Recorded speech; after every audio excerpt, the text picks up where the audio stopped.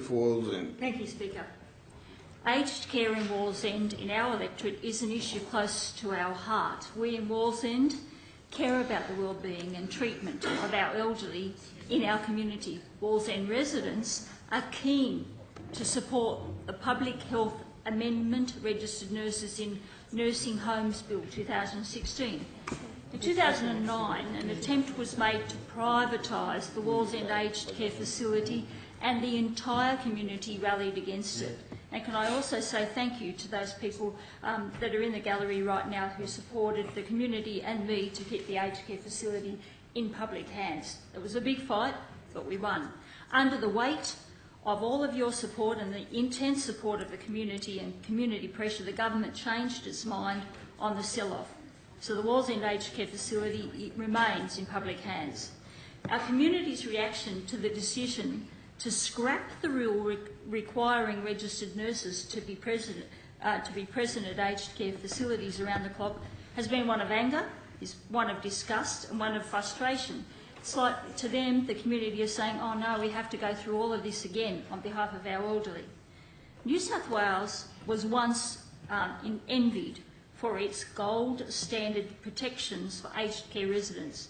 It was the only state in the country to mandate the employment of on-site registered nurses, for which New South Wales could be proud. The Minister's decision removed protective legislation that had been in place for over 25 years in New South Wales. The only benefit of removing the 24/7 registered nurse requirement was to increase profits for nursing homes, but it came at a high price to elderly residents and their families. 8 of the top 10 locations calling for an emergency ambulance in 2015 were nursing homes. Without an on-site registered nurse, elderly residents have been sent to already overcrowded emergency departments to access nursing care. We cannot afford to increase this figure by referring tasks that should be cared for by the registered nurse in aged care facilities.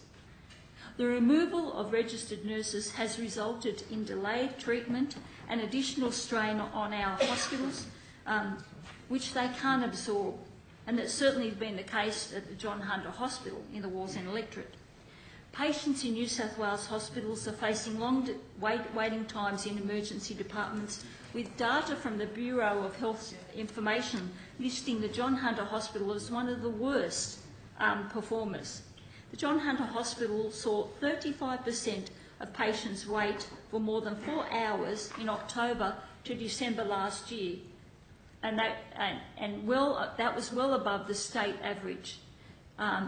Statewide, 25.7% of patients waited longer than 4 hours in emergency departments. According to Bureau of Statistics data, almost 20% of Wallsend residents are aged over 65 compared to a state average of 14%. As our population ages in Wallsend and across New South Wales, it is imperative that we cement protections for elderly people, including the requirement for aged care facilities to employ registered nurses at all times. Elderly members of the Wallsend community have contributed to New South Wales all their lives and at all levels. We owe them much more than we can repay.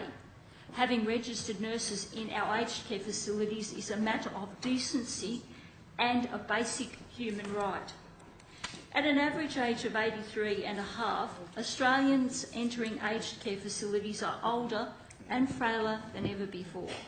Many have chronic and complex care needs that require the skills of a registered nurse.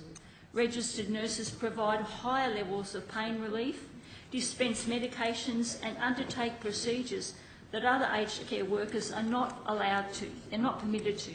Registered nurses are a fundamental part of the structure that supports an efficient and fair staffing model. By removing registered nurses, that staffing structure has fractured, effectively putting an end to the requirement to have a director of nursing to oversee care and preventing enrolled nurses from operating within the professional scope of practice. Registered nurses are vital in aged care facilities They oversee medications, including accessing side effects. They undertake nursing procedures, including urinary catheters, nasogastric tubes, and wound care. They minimise unnecessary transfers to emergency departments. They provide palliative care at the nursing home, and they provide support and supervision to enrolled nurses and assistants in nursing.